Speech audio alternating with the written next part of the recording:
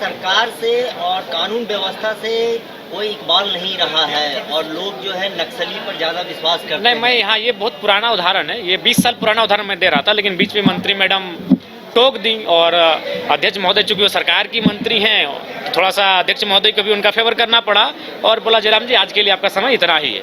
मैं उस बात को यहाँ पूरा करना चाहता हूँ, चूंकि देखिए आज आप विपक्ष के किसी भी विधायक का जो स्टेटमेंट आप देखेंगे सदन में, चाहे बालू को लेकर हो या अबू आवास को लेकर हो, तो उसमें कहीं ना कहीं करप्शन को सामने ला के रखते हैं। तो मैंने वही कहा कि अध्यक्ष महोदय मैं आता हूँ पारसनाथ की तराई से और 1990-95 का दशक था। मैंने एक पेपर का 18 साल पुराना कोट भी हम लेकर आए थे कि उस समय क्या था कि गांव वाले लोग कहते थे कि जो नक्सलियों का जो वर्चस्व था, यानी वो जो पीक टाइम था, उस समय बीडीओ सीओ घूस नहीं लेते थे। तो मैं उनको इस कथन के माध्यम से ये कहना चाहता था कि एक नक्सली से बीडीओ सीओ डरते थे, लेकिन सरकार और सिस्टम से नहीं डर रहे हैं। वो लगातार शिकायतें आ रही हैं घूसखोरी की।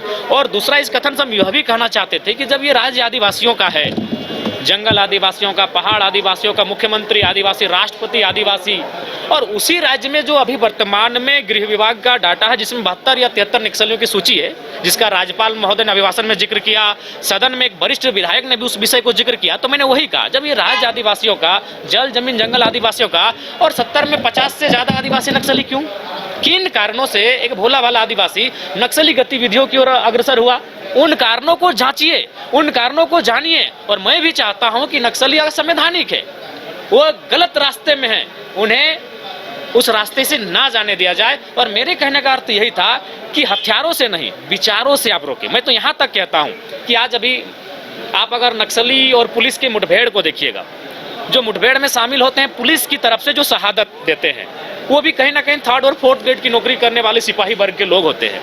आप जब ज़्यादा अध्ययन कीजिएगा तो आपको कभी कभी ऐसा वाक्य सामने आएगा कि नक्सली मुठभेड़ में जो शख्स की जान गई और पुलिस में जो जिसकी शहादत हुई, उन दोनों का आपस में बहुत दूर का कनेक्शन है कि दोनों एक दूसरे से ममेरे फुफेरे भाई लगते हैं। तो मेरा कहना है कि ना उस पहाड़ की जरूरत आम व्यक्ति को है, ना उस पहाड़ की जरूरत पुलिस को है। उस पहाड़ में जो खनिज है उसकी जरूरत पूंजीपतियों की है। तो मैं उस विषय को कह रहा था कि आज चूंकि राज्यपाल महोदय ने भी अपने अभिभाषण में नक्सलियों के नियंत्रण पर जिक्र किया है, तो मैंने यहाँ तक कि मैंने वर्तमान सरकार को भी इस पर विशेष नहीं कहा, मैंने दोनों को कहा कि इसमें दोनों सरकारों का श्रेय अगर नियंत्रण में है, मैंने दोनों सरकारों को कहा, बल्कि मैंने अब तक की सरकारों को कहा। तो जब तक पूरा एक्सप्लेनेशन मैं ना कर पाऊं, जब तक मुझे 5-7 मिनट बोलने का अवसर नहीं मिलेगा, तब ये क्योंकि एक ज्वलंत मुद्दा है, आप लाख बजट पारित करें, अगर वो बजट अगर धरातल तक ना पहुंचे, अभी आप मान के चलिए पारसनाथ एक्शन प्लान के तहत जो उस तराई में या दलमा या आपका सारंडा के जंगलों की तराई में जो डेवलपमेंट के कार्य करते हैं, वो काम तो बाधित होता है, नक्सलियों के कारण वो कार्य बाधित होता है। तो ये बजट का ही अंग था, मैं जो एक्सप्लेन कर रहा था वो बजट डिस्टर्बेंस का अंग था। तो इसीलिए मेरा मानना था और मेरा तर्क यही था सरकार को कि सरकार को सबसे पहले ये चाहिए कि उनके जो अबुआ राज में बबुआ हैं, अगर वो टाइट नहीं होंगे तो आने वाले कुछ वर्षों में एक नए किस्म का नक्सल आएगा आपके सामने।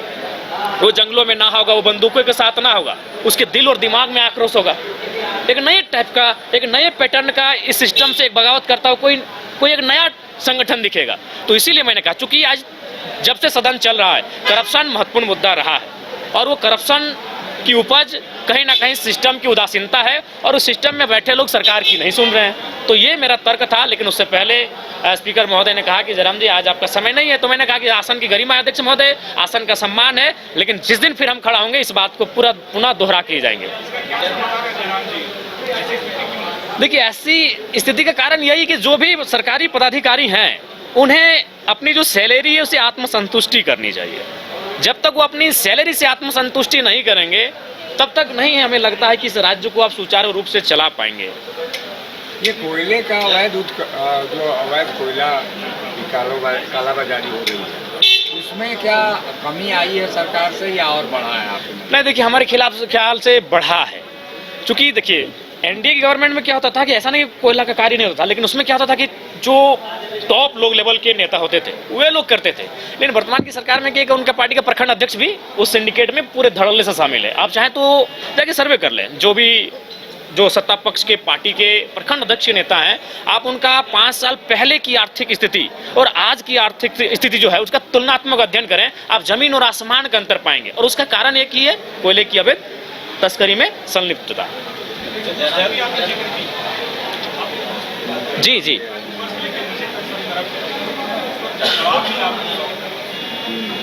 देखिए, जवाब जैसे कि वित्त मंत्री महोदय जवाब दे रहे थे और सदन के एक वरिष्ठ नेता भी हैं, वित्त मंत्री भी हैं और सुलझे हुए इंसान हैं, लेकिन मैं उनके जवाब को उन्हीं के क्षेत्र में ले जाता हूं। वो पलामू क्षेत्र से आते हैं, पलामू प्रमंडल से, और हमें लगता है कल के ही अखबार में मैंने पढ़ा कि एक डीएसपी को बालू जो अवैध तस्करी करते हैं, अवैध कार्य करते हैं, उन्होंने डीएसपी को घायल कर दिया।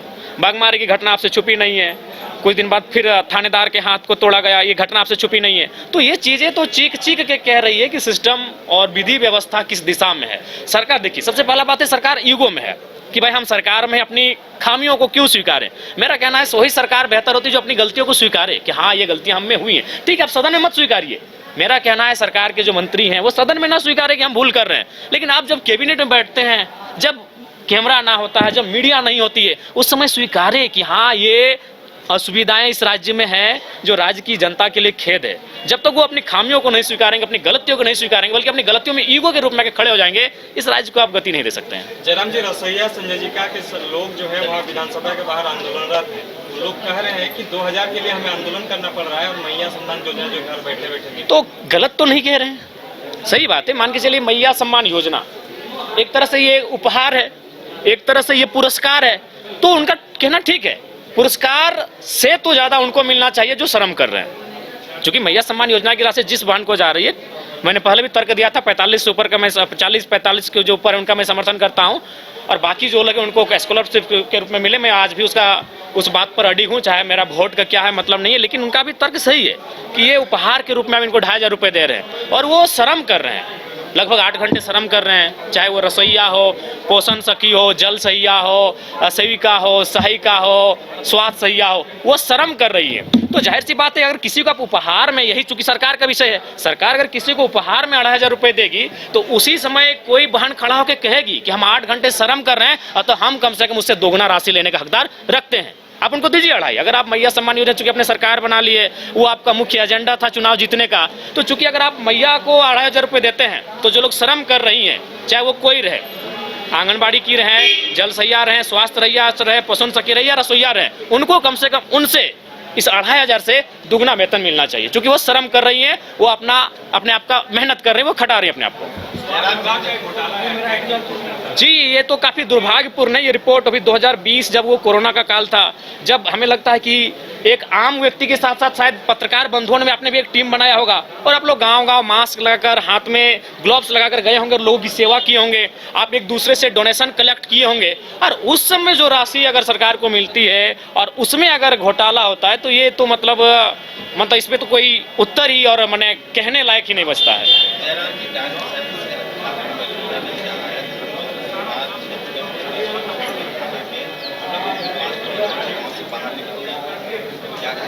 देखिए, ये बिल्कुल अमर्यादित है, असंवैधानिक है, अमानवीय है, और सरकार को चाहिए विशेष इस बात को संज्ञान में लेते हुए जो लोग दोषी हैं उन पर कार्रवाई करें, क्योंकि आज 21वीं सदी में इस लोकतांत्रिक भारत में डांड पिशाच, ये भूत प्रेत, ये विषय नहीं होने चाहिए। इन विषयों पर लोगों को प्रताड़ित नहीं करना चाहिए। ये बहुत ही दुखद है और खेदजनक है। ठीक है, थैंक यू। 1 महीना चलेगा सदन, सवाल शेष और भी सवाल बचा के रखा जाएगा। अभी कंटिन्यू। देखिए, जो भी रहे, नहीं जो भी रहे, जो गलत है सो गलत है, इसे सब लोग एक जैसे नहीं होते हैं। जो लोग किए हैं वो जो भी किए हैं ये गलत है और गलत लोगों पे कार्रवाई होनी चाहिए। एक सवाल है कि स्वास्थ्य व्यवस्था जो है तरीके से जो है सदर अस्पताल, रेफरल अस्पताल बन गया, एक पैरासीटामोल का सेंटर बन गया, क्या कहेंगे? सरकार कहती है कि हम पूरी तरीके से जो योजना बता रहे हैं। देखिए, मेरा मानना है कि बिल्कुल ये आम व्यक्ति की ज़रूरत से जुड़ा हुआ विषय है स्वास्थ्य। मैंने सुझाया भी है कि कम से कम और 2-3 नई बीमारियों को आप असाध्य रोग, जो मुख्यमंत्री का असाध्य रोग का उपचार हेतु जो फंड दिया जाता है जिला को, उसमें और 2-3 बीमारियों को सर्वे करते हुए ऐड किया जाए। और ये तो जग जाहिर है कि आज स्वास्थ्य की स्थिति क्या है। हमें लगता है कि आज जो बजट अभी प्रस्तुत होगा उसमें हमें लगता है कि प्रमंडल स्तरीय में रिम्स जैसी सुविधाएं होनी चाहिए, क्योंकि हमें लगता है कि आप अगर रिम्स को जाकर देखेंगे तो बहुत ही पीड़ादायक स्थिति में रिम्स खुद है। तो इसीलिए कम से कम प्रमंडल स्तरीय इस बजट में कम से कम एक नया रिम्स आए, ये सरकार को पहल करनी चाहिए। 5 राज्य, 61 शहर, 150 प्रोजेक्ट और एक वास्तु विहार। नई सोच, नया घर। बनाए रखिए अपना प्यार, सेवा में है वास्तु विहार।